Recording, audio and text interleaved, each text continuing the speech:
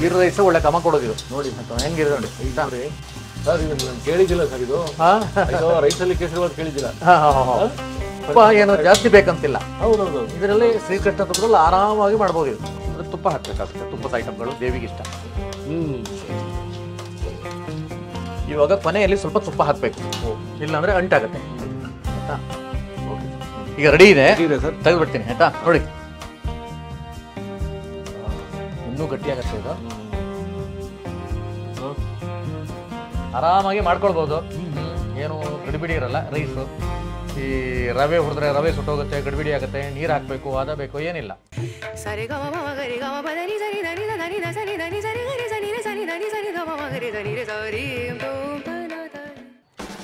ನಮಸ್ಕಾರ ವೀಕ್ಷಕ ಬಂಧುಗಳೇ.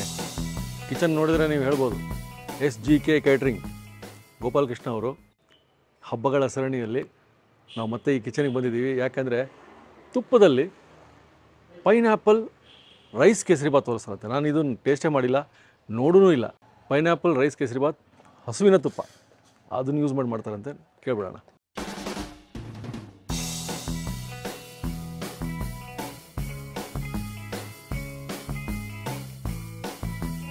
ಸರ್ ನಮಸ್ಕಾರ. ಓ ನಮಸ್ಕಾರ. ನಮಸ್ಕಾರ. ಹೇಗಿದ್ದೀರಿ?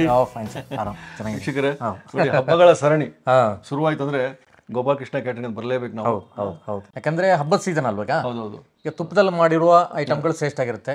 ತುಪ್ಪ, ಬೆಲ್ಲ ಇಂಥದ್ರಲ್ಲಿ. ಇವತ್ತು ನಾವು ಜೀರಾ ರೈಸ್ ಇಂದ ಒಂದು ಕೇಸರಿಬಾತ್ ಮಾಡುವಂತ. ಜೀರಾ ರೈಸ್ ಕೇಸರಿಬಾತ್.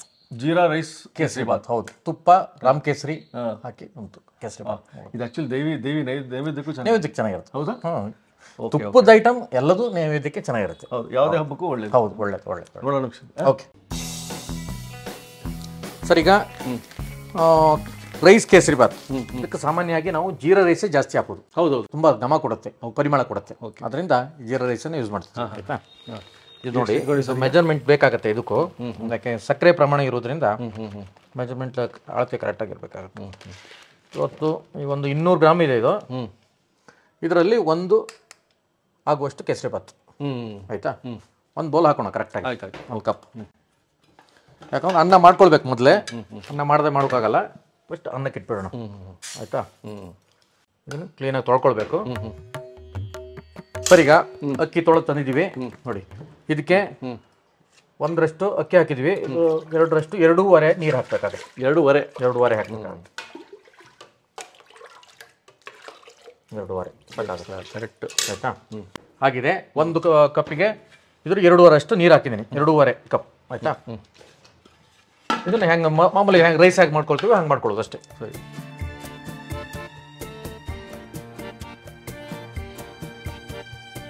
ಅನ್ನ ರೆಡಿ ಆಯ್ತಲ್ಲ ಸರ್ ಇಲ್ಲಿ? ಹೌದು, ಈಗ ಅನ್ನ ರೆಡಿ ಆಗಿದೆ ನೋಡಿ ಸರ್, ಇದೇ ಥರ. ಆಯ್ತಾ? ಓಕೆ, ಅನ್ನ ರೆಡಿ. ಇಷ್ಟು ಅನ್ನ ಆಗುತ್ತೆ. ಒಂದು ಕಪ್ಪಿ ನೋಡಿ ಇಷ್ಟು ಅನ್ನ ಆಗಿದೆ. ಇದಕ್ಕೆ 1:2 ಸಕ್ಕರೆ ಹಾಕ್ಬೇಕು. 1 ಮಗ್ ಅಂದರೆ 2 ಮಗ್ ಸಕ್ಕರೆ. 2 ಮಗ್ ಸಕ್ಕರೆ. ಹೌದು. ಇದೀಗ ಮಾಡೋದು ಹೇಗಂತ ನಾನು ತೋರಿಸ್ಕೊಡ್ತೀನಿ. ಈಸಿ. ಹೌದು, ಶುರು ಮಾಡೋಣ. ಬಾಣಲಿ ಬೇಕಾಗುತ್ತೆ ಇದಕ್ಕೆ. ಬಾಣಲಿ ಅಥವಾ ಹಿತ್ತಳಿ ಡಬ್ರಿ ಯಾವ್ದಾದ್ರು ಆಗುತ್ತೆ. ಓಕೆ. ಈಗ ಇದಕ್ಕೆ ಗೋಡಂಬಿ, ದ್ರಾಕ್ಷಿ ಒಗ್ಗರಣೆ ಮಾಡ್ತಾ ಇದ್ವಿ. ಅದಕ್ಕೆ ಸ್ವಲ್ಪ ತುಪ್ಪ ಹಾಕೊಳ್ತಿದ್ದೀನಿ. ತುಪ್ಪ ಹಾಕ್ಬಿಡೋಣ ಸರ್. ಹಸುವಿನ ತುಪ್ಪ, ಶ್ರೀಕೃಷ್ಣ ಹಸುವಿನ ತುಪ್ಪ ಇದು. ಆಯ್ತಾ? ಈಗ ಒಂದು 50 ರಿಂದ 75 ml ಬಿಡ್ದಿರ್ಬೋದು. ಹೌದಾ? ಓಕೆ. ಒಲೆ ಅನ್ಸ್ಕೊಂಡೆ. ಇದು ಕರಿಬೇಕು. ಸಣ್ಣ ಉರಿಯಲ್ಲೇ ಇರಬೇಕು. ಇದು ತುಂಬ ದೊಡ್ಡದಾಗಿರ್ಬಾರ್ದು. ನೋಡಿ, ಹೌದು, ಪರಿಮಳ ಘಮ ಹೆಂಗೆ ಕೊಡ್ತಾ ಇದೆ ನೋಡಿ. ನಿಮ್ಮ ಬಾಂಡ್ಲಿ ಬಗ್ಗೆನೂ ಕೇಳ್ತಾರೆ ಸರ್. ಹೌದು, ಎಲ್ಲಿ ತರ್ತಿರೋದು ಸರ್ ಕೇಳ್ತಾರೆ. ಎಲ್ಲಿ ಸರ್? ಇದು ಚಾಮರಾಜಪೇಟೆ. ಹೌದಾ? ಚಾಮರಾಜಪೇಟೆ ಸಿಗುತ್ತೆ. ಆಮೇಲೆ ಅಲ್ಲಿ ಒಂದು ನಮ್ಗೆ ಬೇಕಾದವ್ರು ಒಬ್ರು ಇದ್ರು, ಮಿಶ್ರಿಮಾಲ್ ಅಂತ. ಅವ್ರಿಗೆ ನಾವು ಸೈಜು ಅಳತೆ ಹೇಳಿದ್ರೆ ಮಾಡ್ಸ್ಕೊಬಂದು ಅವರೇ ರೆಡಿ ಮಾಡಿ ಕೊಡ್ತಾರೆ. ಐಟಮ್ಗಳು ಹಾಳಾಗಲ್ಲ ಇದರಲ್ಲಿದ್ರೆ, ಬೇಗ ಕಪ್ಪಾಗಲ್ಲ. ಹೌದು. ಮತ್ತೆ ಕಬ್ಬಣದಲ್ಲ ಏನಂದ್ರೆ ಅದಕ್ಕೆ ಹುಳಿ ಬಿದ್ದಾಗ ಅದೆಲ್ಲ ಬಿಟ್ಕೊಬಿಡುತ್ತೆ. ಒಂದು 50 ಗ್ರಾಮು ಗೋಡಂಬಿ 50 ಗ್ರಾಮ್ ಗೋಡಂಬಿ ಹಾಕಿದ್ದೀನಿ. ಆಯ್ತಾ? ಉರಿ ದೊಡ್ಡದಾಗಿರ್ಬಾರ್ದು, ಚಿಕ್ಕದಾಗಿರ್ಬೇಕು. ಯಾಕಂದ್ರೆ ಕೂಡಲೇ ಕಪ್ಪಾಗ್ಬಿಡುತ್ತೆ. ಲೈಟಾಗಿ ಕರಿಬೇಕು. ಬಿಸ್ಕೆಟ್ ಕಲರ್ ಬರಬೇಕಿದು. ಸರಿ ಸರಿ, ತುಂಬ ಕಪ್ಪಾಗಬಾರ್ದು. ನೋಡಿ, ತುಪ್ಪ ಘಮ ಘಮ ಘಮ ಅಂತಿದೆ.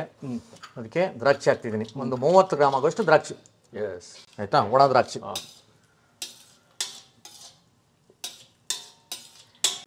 ಆಗಿದೆ.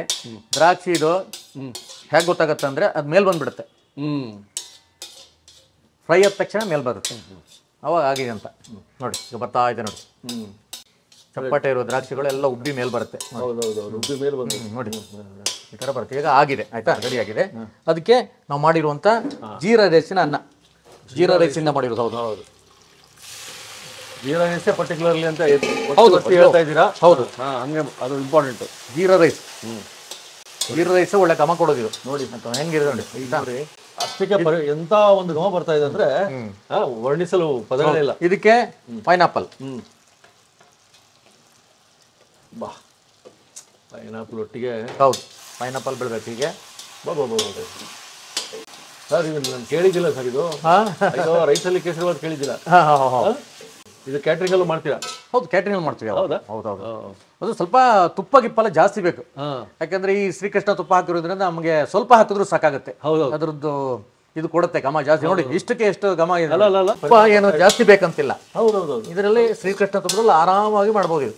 ಇದಕ್ಕೆ ಈಗ ಸಕ್ಕರೆ ಹಾಕ್ತಿದ್ದೀನಿ. ಒಂದು ಲೋಟ ರೈಸ್, ಒಂದು ಮಗ್ಗು ರೈಸ್ ತಗೊಂಡಿದ್ದೀನಿ. ಓಕೆ, ಅದಕ್ಕೆ ಎರಡು ಆಗುವಷ್ಟು ಸಕ್ಕರೆ. Done done done. ಕೇಸರಿ ಬಾತಿಗೆ ಇಟ್ಕಲ್ಲ ಅಳತೆ ಮೇನು.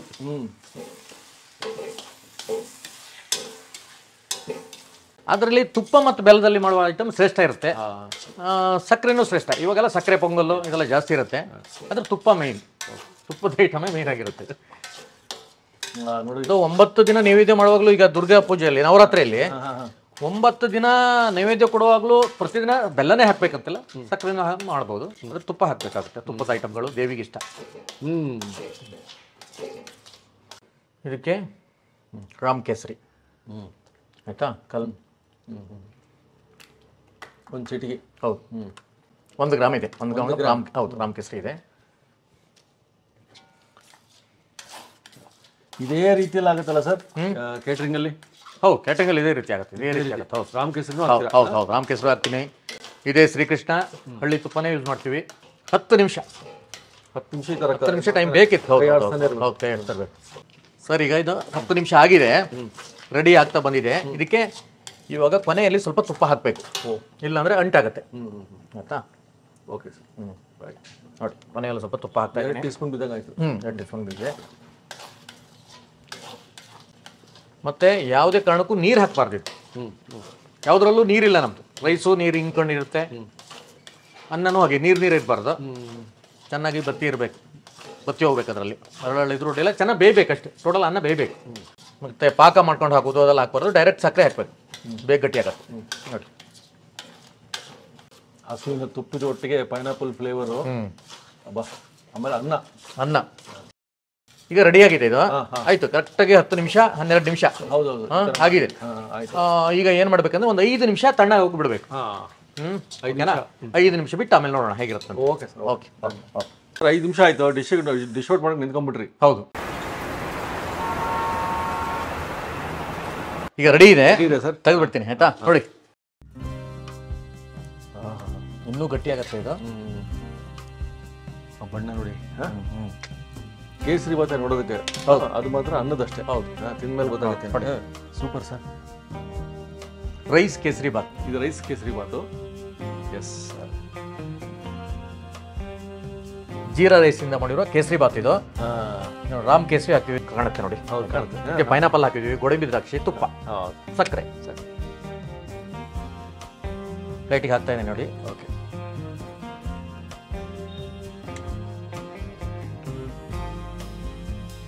ಎಲ್ಲ ಕಡೆ ಮಾಡಲ್ಲ ಇದು, ಕಡಿಮೆ ಅಲ್ಲ, ನಿಮ್ಮ ಕೈ ರುಚಿನೇ ವಿಶೇಷ ಇದೆ.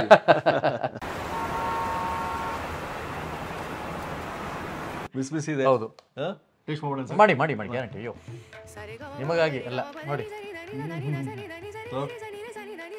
ಆರಾಮಾಗಿ ಮಾಡ್ಕೊಳ್ಬೋದು.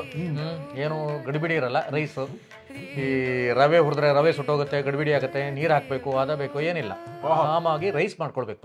ಹೌದು, ಅವಾಗಿಂದ ಹೇಳ್ತಾನೆ ಇದ್ದಾರೆ ಹಸುವಿನ ತುಪ್ಪದ ಪರಿಮಳ, ಆಮೇಲೆ ಅನ್ನದ ಸರ್, ಅನ್ನದ ಫ್ಲೇವರ್ ಆ್ಯಡ್ ಆಗ್ತದೆ. ಇದೇ ಒಂದು ಫ್ಲೇವರ್. ಹೌದು, ಕೇಸರಿ ಬಾತು ಇದಕ್ಕೂ ಸಂಬಂಧ ಇಲ್ಲ, ಆ ಥರ ಫ್ಲೇವರ್ ಕೊಡುತ್ತೆ. ಪ್ರತಿಯೊಂದು ರುಚಿಗೆ ನಾವು ಮಾರೋಗ್ಬಿಡ್ತೀವಿ. ಹೌದು, ಇವತ್ತು ಇದು ಒಂದು ನಮ್ಮ ಲೀಸ್ಟಲ್ಲಿ ಸೇರ್ಕೊಂಡ್ಬಿಡ್ತದೆ. ಲೀಸ್ಟಲ್ಲಿ ಗ್ಯಾರಂಟಿ.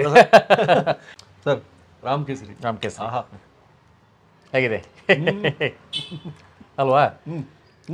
ಮತ್ತೆ 2 ದಿನ 3 ದಿನ ಇಟ್ಟರು ಇದು ಏನಾಗಲ್ಲ. ಯಾಕಂದರೆ ಇದಕ್ಕೆ ನೀರು ಬಿದ್ದಿರಲ್ಲ. ರಾಮ್ ಕೇಸರಿ ಬಿದ್ದಿರುತ್ತೆ, ಸಕ್ಕರೆ ಬಿದ್ದಿರುತ್ತೆ, ನೀರು ಬಿದ್ದಿರಲ್ಲ.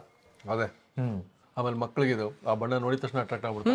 ನೋಡಿ ರಾಮ್ ಕೇಸರಿ ಕಲರ್ ನೋಡಿ ಹೇಗಿದೆ, ಹೇಗೆ ಬಿಟ್ಕೊಳ್ಳುತ್ತೆ. ಹಾಲಲ್ಲಿ ಒಂದು 5 ರಿಂದ 10 ನಿಮಿಷ ನೆನೆ ಹಾಕಿ ಇಟ್ಕೊಳ್ಬೇಕು ಅಷ್ಟೇ. ಹೌದು, ಕರೆಕ್ಟಾಗಿ ಬಿಸಿ ಹಾಲಲ್ಲಿ ನೆನೆ ಹಾಕಿ ಇಟ್ಕೊಳ್ಬೇಕು. ಒಳ್ಳೆ ಕಲರ್ ಬಿಟ್ಬಿಡುತ್ತೆ, ಏನು ಹಾಕೋದು ಬೇಡ ಸರ್. ಹೇಳಲೇಬೇಕು ನಾವು, ಮೇನ್ ಇಂಗ್ರೀಡಿಯೆಂಟ್ ಪೈನಾಪಲ್. ನೋಡಿ, ಹೌದು, ಆ ಹುಳಿ, ಇಷ್ಟು ಸಿಹಿಗೆ ಅದೊಂದು ಹುಳಿ ಐಟಮ್ ಹೆಂಗಿರುತ್ತೆ. ಗೋಡಂಬಿ ದ್ರಾಕ್ಷಿ. ಹೌದು, ಹಬ್ಬಕ್ಕೆ ನೈವೇದ್ಯಕ್ಕೆ ಇದು ಒಂದು ಸೂಕ್ತವಾದ. ಅದನ್ನ ಯಾವ ಟೈಮಲ್ಲೂ ಬೇಕಾದ್ರೆ ನೈವೇದ್ಯಕ್ಕೆ ಇಡ್ಬೋದು, ಆರಾಮಾಗಿ ಇಡ್ಬೋದು. ಹೌದಾ? ಇಡ್ಬೋದು. ಸೊ ವೀಕ್ಷಕರೇ ಮಾಡಿಕೊಂಡು ನಮಗೆ ಆರಾಮಾಗಿ ತಿನ್ನಿ. ಮನೇಲಿ ಮಾಡ್ಕೊಳ್ಳಿ, ನೀವು ಮಾಡಿ ಹೇಳಿ, ಫೋನ್ ಮಾಡಿ. ಮತ್ತೆ ನಿಮಗೆ ಗೋಪಾಲಕೃಷ್ಣ ಅವರ ಮದುವೆ ಮನೆಯ ಯಾವುದೇ ರೆಸಿಪಿ ಬೇಕಾದ್ರೆ ಕೇಳಿ ನಾವು ನೆಕ್ಸ್ಟ್ ಮಾಡಿ ತೋರಿಸ್ತೀವಿ. ನೀವು ಕೇಳೋದ ಐಟಮ್ ಮಾಡಿ ತೋರಿಸ್ತೀವಿ, ಗ್ಯಾರಂಟಿ. ಸಿಗೋಣ, ಇದು ಮುಗಿಸ್ಬಿಡೋಣ. ಗ್ಯಾರಂಟಿ ಬಿಸಿ ಇದೆ, ತಿನ್ನಿ, ಮಾಡೋದು ಬೇಡ. ನಮಸ್ಕಾರ. ಓಕೆ, ನಮಸ್ಕಾರ.